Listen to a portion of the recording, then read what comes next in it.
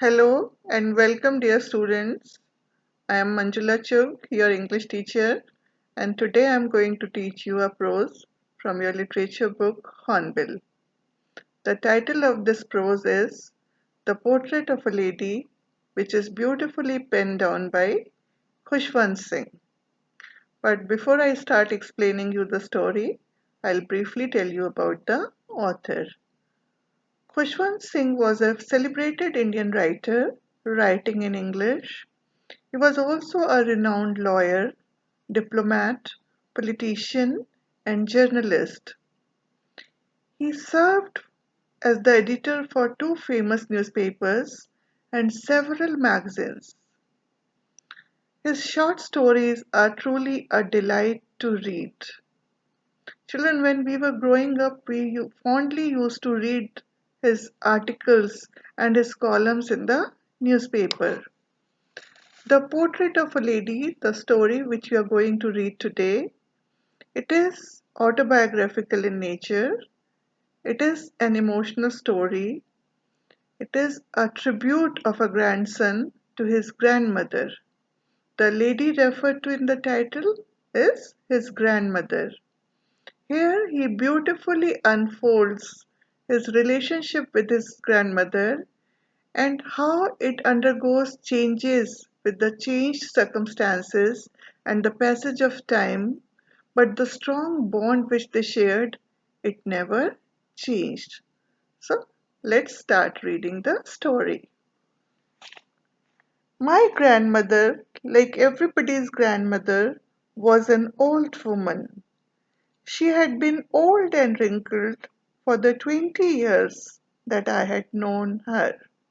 See, the writer, the narrator, he says his grandmother, like anybody else's grandmother, she was an old woman. So, in the first line, the writer is emphasizing the old age of his grandmother.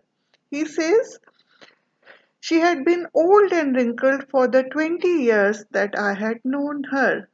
Maybe the writer's age is 20 years now, and as far as he can recall, he had always seen his grandmother as old and wrinkled. Children, do you know what is the meaning of wrinkled? Wrinkled meaning having lines of aging on the face. See, with the advancement of age, certain lines appear on our face. These are called wrinkles. So, as far as he could recall, he had always seen his grandmother as old and wrinkled. People said that she had once been young and pretty and had even had a husband, but that was hard to believe.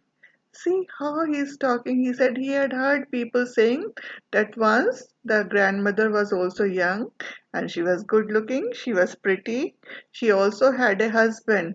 But that was hard to believe. He could not even believe when he heard people saying that the grandmother was young and pretty. Why? This fact was unacceptable to him. He had always seen her old and without her husband. That means he has not seen his grandfather. My grandfather's portrait hung above the mantelpiece in the drawing room. He wore a big turban and loose-fitting clothes. Now he describes his grandfather. He has seen his grandfather only in the portrait, in the picture that was hanging above the mantelpiece in the drawing room. Do you know what is the mantelpiece? It is a structure above the fireplace which is used for keeping pictures or decorative items.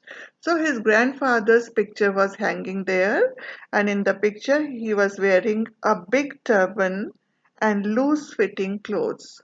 Since the writer belonged to a Punjabi Sikh family, the grandfather was wearing a big turban on the head and he was also wearing loose clothes. His long white beard covered the best part of his chest, and he looked at least 100 years old. He had a long white beard in the picture, which was reaching till the middle of his chest, and he looked extremely old, almost like 100-year-old in the portrait. He did not look the sort of person who would have a wife or children. He looked as if he could only have lots and lots of grandchildren. In the picture, he looked so old that such a person cannot have a wife or children. He can only have lots and lots of grandchildren. That means he was also looking very, very old in the portrait. As for my grandmother being young and pretty, the thought was almost revolting. And as far as grandmother being young and pretty, he said the thought was almost revolting. Means he could not even imagine the grandmother being young and pretty. This thought also provoked disgust in him. This was beyond his imagination to think that the grandmother was somebody different from what he knew her as. She often told us of the games she used to play as a child. That seemed quite absurd and undignified on her part, and we treated it like the fables of the prophets she used to tell us. Now, children, old people usually are in the habit of recalling their past, and especially they nostalgically recall their childhood days because these are the best days of a person's life, and they tell about the games and the things they used to do in their childhood. They share all these things with their grandchildren. So the narrator says that the grandmother often told them about the games she used to play as a child, but that seemed quite absurd and meaningless and undignified on her part. Why? Because the narrator could not imagine the grandmother as a young child playing those games. And he said that he treated those stories like fables, like fairy tales, or the stories of the prophets that she narrated to the children, and he did not believe in those stories. She had always been short and fat and slightly bent. Now, in this paragraph, the author is describing the physical appearance of the grandmother, that she was short in height, she was slightly stout, fat, and bent. It was due to her old age that she was bent. Her face was a crisscross of wrinkles running from everywhere to everywhere. She was so old that her face was completely covered with lines of aging, going from everywhere to everywhere. No, we were certain she had always been as we had known her.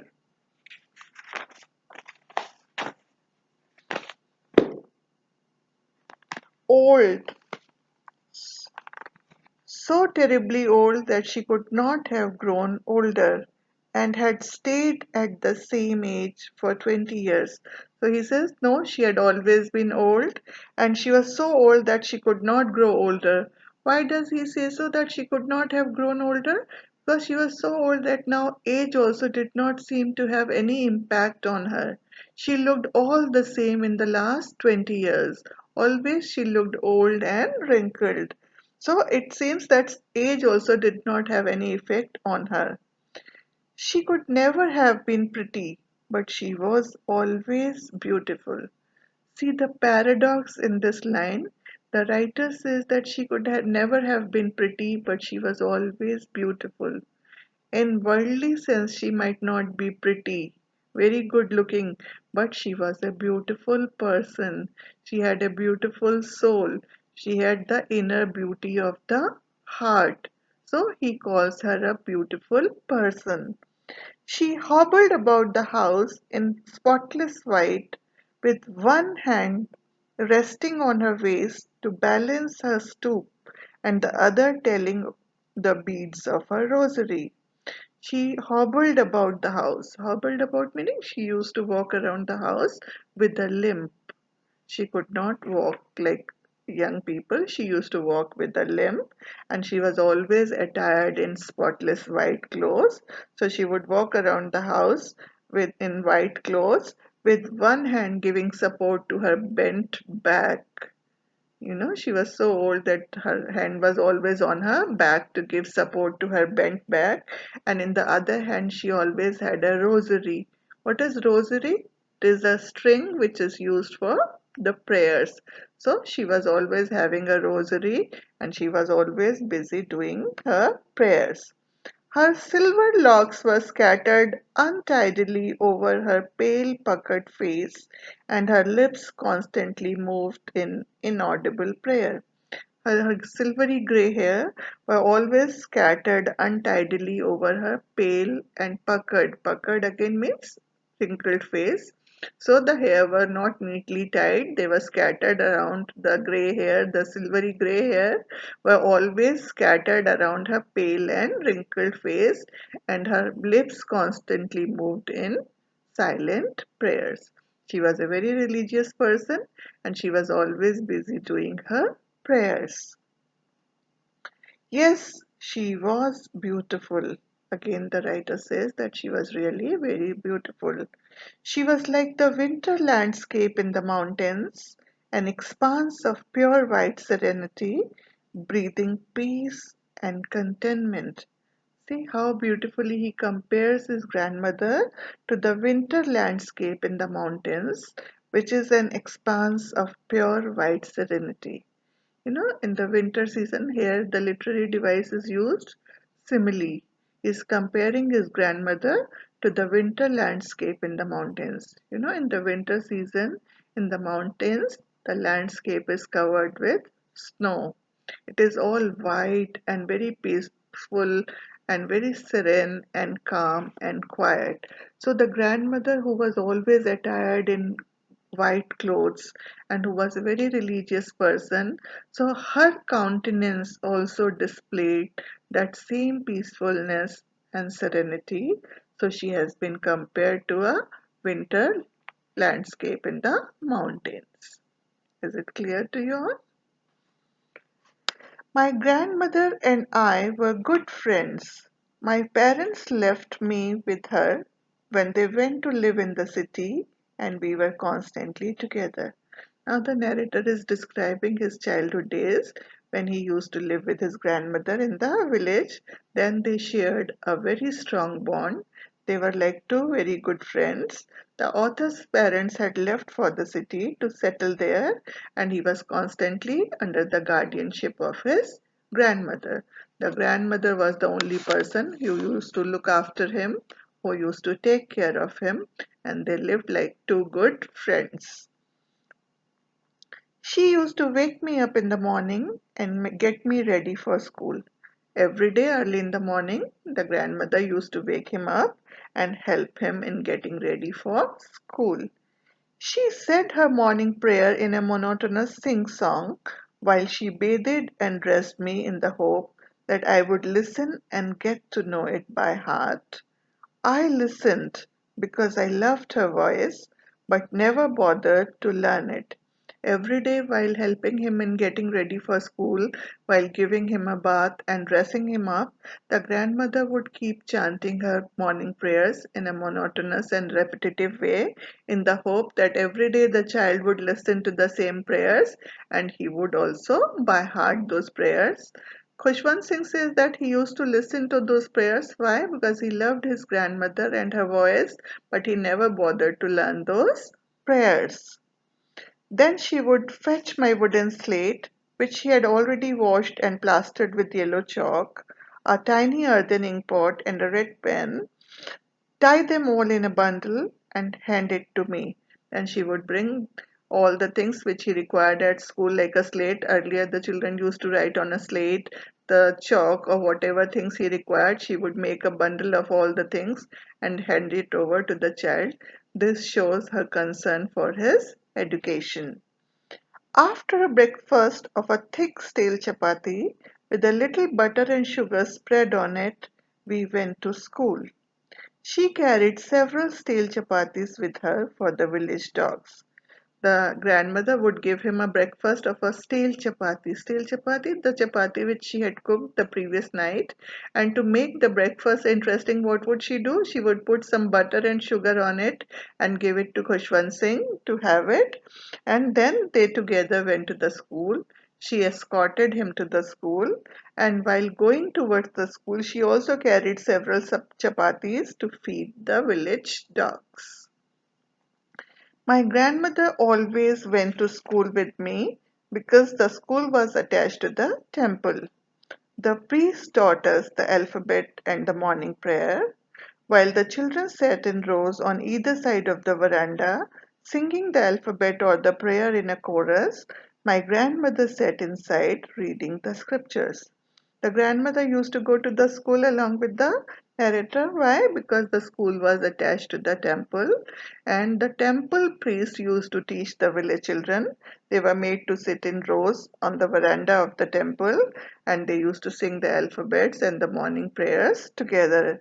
And while the children learned their lessons, the grandmother used to sit in the temple and read scriptures. Scriptures are holy books. This shows her religious nature. When we had both finished, we would walk back together. This time the village dogs would meet us at the temple door. They followed us to our home, growling and fighting with each other for the chapatis we threw to them. When both had finished, when the child's lessons were over and she had finished her prayers, they returned home together, and this time the village dogs would be waiting for them at the temple gate. Why? Because they were habituated to getting those chapatis from the grandmother, and they would follow them barking and growling and fighting for the chapatis which they fed them. This shows that her love for the animals, her kindness towards animals. When my parents were comfortably settled in the city, they sent for us. That was a turning point in our friendship. Now, the narrator says when his parents were comfortably settled in the city, they called them to the city, and that was a turning point in their relationship. Turning point meaning that was a time when a big change came in their relationship, a remarkable change came in their relationship. Although we shared the same room, my grandmother no longer came to school with me. In the city also, they lived in the same room, they shared the room, but now the grandmother could not accompany him to school. I used to go to an English school in a motor bus. There were no dogs in the streets, and she took to feeding sparrows in the courtyard of our city house. Now, the narrator was admitted to an English medium school. He started commuting to the school in a bus, so the grandmother could not go with him. And since there were no dogs in the streets, she started feeding the birds, the sparrows that used to come in their city house, and she started the habit of feeding those birds. Children, I hope this is clear to you.